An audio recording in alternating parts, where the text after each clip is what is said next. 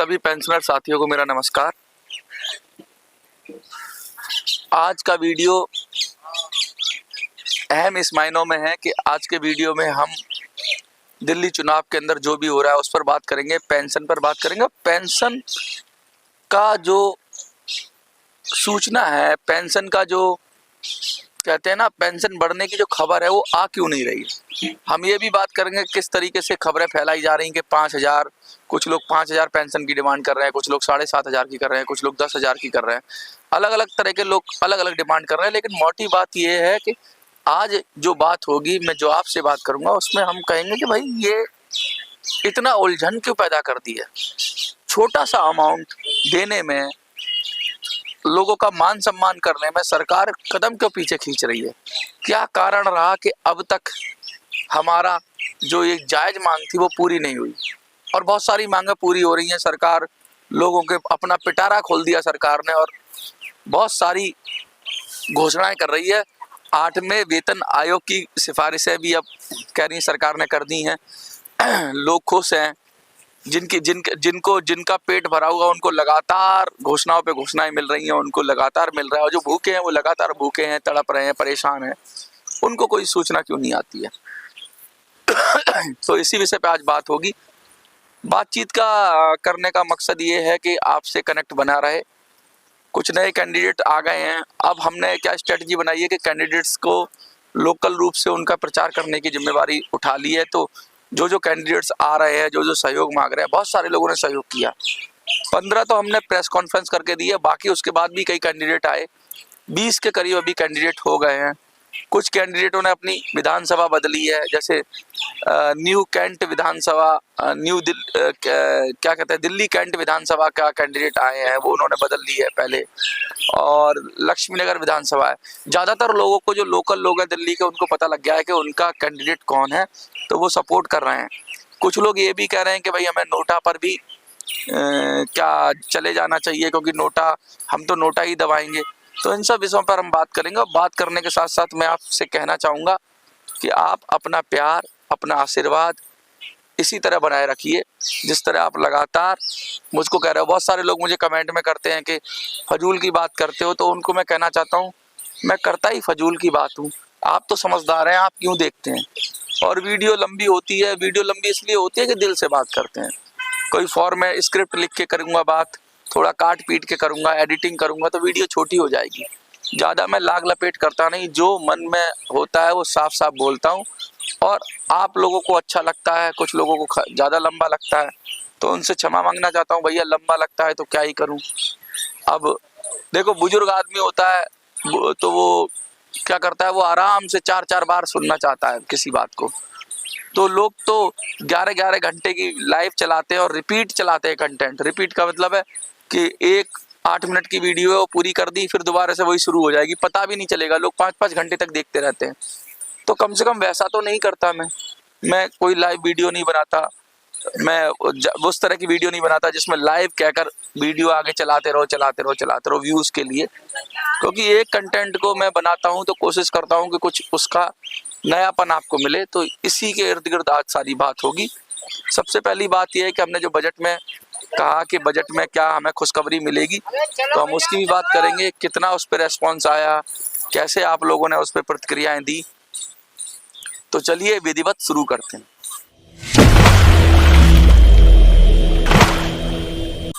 सबसे पहले हम ये बात करेंगे कि भाई बजट में हम लोगों ने कहा कि बजट में सरकार घोषणा कर दे तो हम सरकार को दिल्ली जीत के दे देंगे, यानी बीजेपी सरकार के लिए कहा। लेकिन कोई सरकार की तरफ से कोई ऐसी सूचनाएं आ नहीं रही हैं कि वो कुछ ऐसा करने के मूड में है। लोग अफवाहें फैला रहे हैं लगातार दिल्ली चुनाव के लिए कि भाई बजट में घोषणा हो जाएगी, बजट में मिल जाएगा, और इधर उधर धरना प्रदर्शन करो, ये करो वो करो। सब कुछ आपको कंसंट्रेट करना है दिल्ली चुनाव पर। सब कुछ आपको जोर लगाना है दिल्ली चुनाव के अंदर। आपको वोट करना है और वोट की ताकत दिखानी है। आपको उन उम्मीदवारों को वोट करना है जो पेंशन की मांग कर रहे हैं।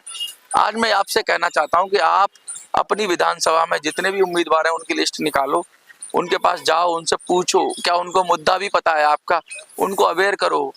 उनको जानकारी दो और इस मुद्दे को ना देश का मुद्दा बना दो। लोग हैं, सब कुछ है, लेकिन ये देश का मुद्दा नहीं बन पा रहा है, किसी बड़ी पार्टी के मैनिफेस्टो में भी नहीं आ पा रहा है। ये बड़े दुख की बात है। और अगर ये मुद्दा बन गया होता तो शायद अब तक आपको आपका हक और अधिकार मिल गया होता।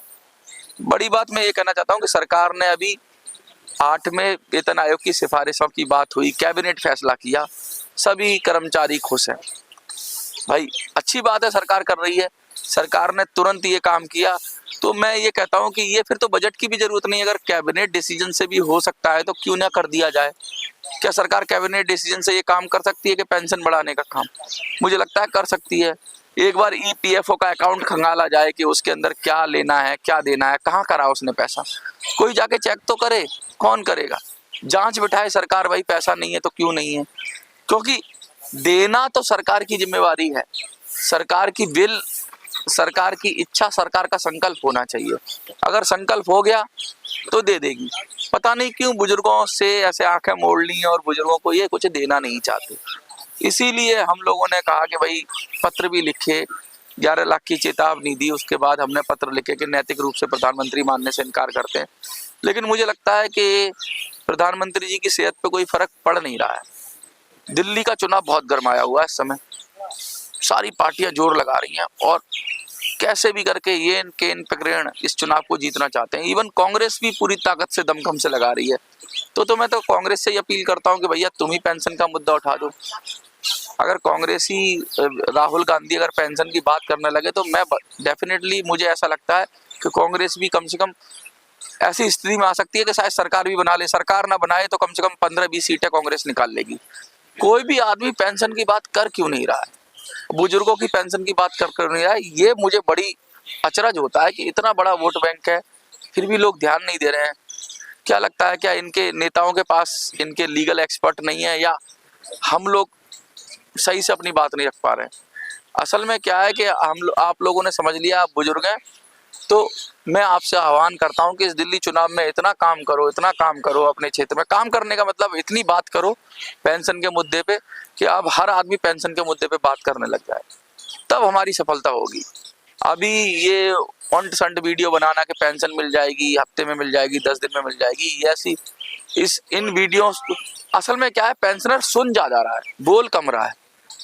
मैं आपसे कह रहा हूँ, देखो पेंशनर आप सुनते बहुत हो, मेरे को भी सुनते हो, अच्छी बात है, क्योंकि कुछ लोगों का, हम लोगों का जैसे सुनना भी, आप सुनते हो तो सुनने के बाद वो सब अपने अंदर रख लेते हो, आप उसको जाके किसी से डिस्कस नहीं करते। परिवार में, फैमिली में लोगों को बताओ तो सही कि ईपीएस 95 है क्या।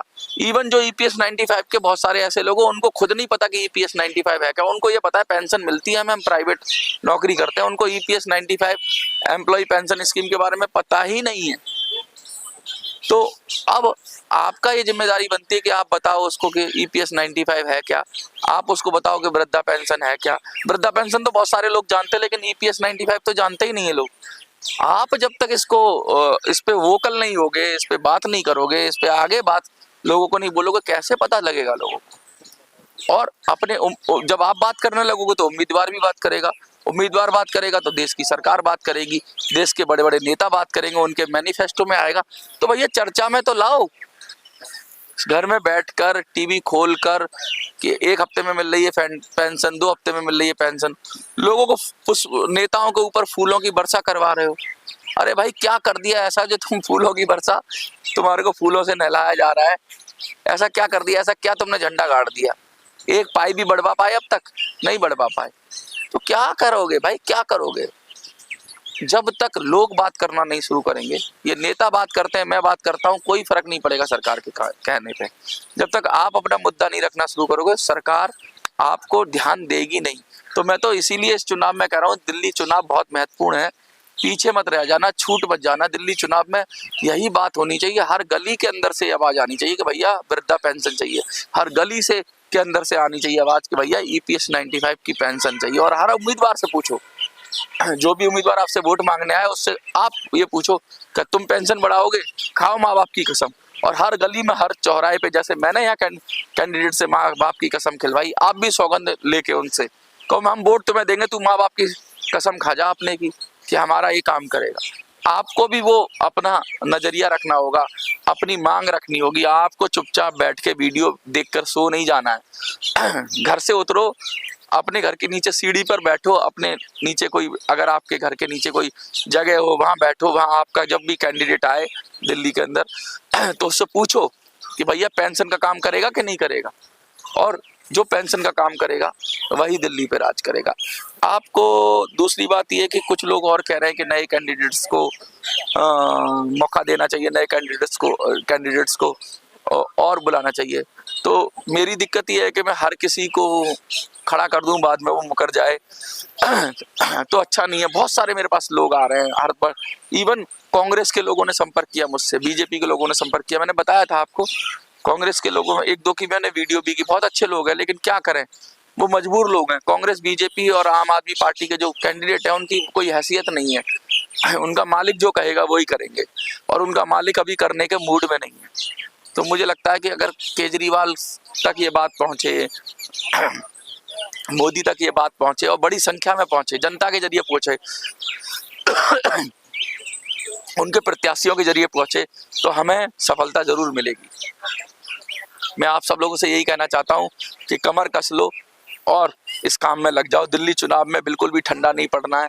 आपको पेंशन का मुद्दा बढ़ा के रखना है और इसको और ज्यादा करना है। कुछ लोग कह रहे हैं कि हम नोटा को वोट करेंगे, उस विषय पे भी मैं कहना चाहता हूं, देखिए, कर सकते हो आप नोटा पे वोट, अगर आपको ऐसा लगता है, क्योंकि आपको आपकी विधानसभा में ज्यादा जानकारी है।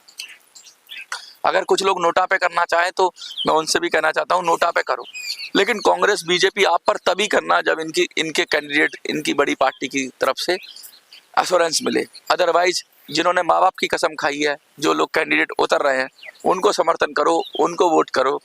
अपनी विधानसभा में पूछो हर कैंडिडेट से, ये तुम्हारी जिम्मेवारी है कि पेंशन का काम करेगा कि नहीं करेगा।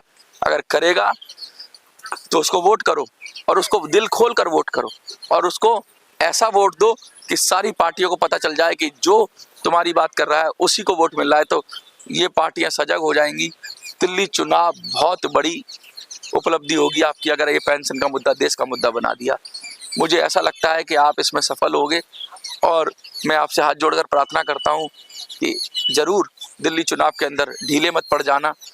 अपने मुद्दे को, जैसे ये कैंडिडेट अपने प्रचार कर रहे हैं अपना मुद्दा, तुमने भी अपना मुद्दे को प्रचार करना है, और अपने मुद्दे को जन का मुद्दा बनाना है, देश का मुद्दा बनाना है, मेन स्ट्रीम मुद्दा बनाना है। मेन स्ट्रीम में इसकी बात होनी चाहिए, मेन स्ट्रीम मीडिया में इसकी बात होनी चाहिए, बड़े बड़े लोग इस पर बात करने चाहिए। बहुत संघर्ष लगता है इसके अंदर, और संघर्ष क्या बोलना, तो अब सुनना बंद और बोलना चालू। तो आज यही कमेंट में लिखोगे, सुनना बंद, बोलना चालू, क्योंकि अब तक मैं बोल रहा था, अब आप बोलोगे, और जब आप बोलोगे तो कहते हैं पत्थर को भी जागना पड़ेगा, और आपकी बोली हुई बात काट नहीं पाएगा, क्योंकि आप इस देश के वरिष्ठ नागरिक हो। बोलना शुरू करिए, अपने हक की आवाज उठाना शुरू करिए, सफलता जरूर मिलेगी, ये मैं आपसे कह रहा हूं। और लिख देना आज, सुनना बंद, बोलना शुरू। धन्यवाद। जय हिंद, जय भारत।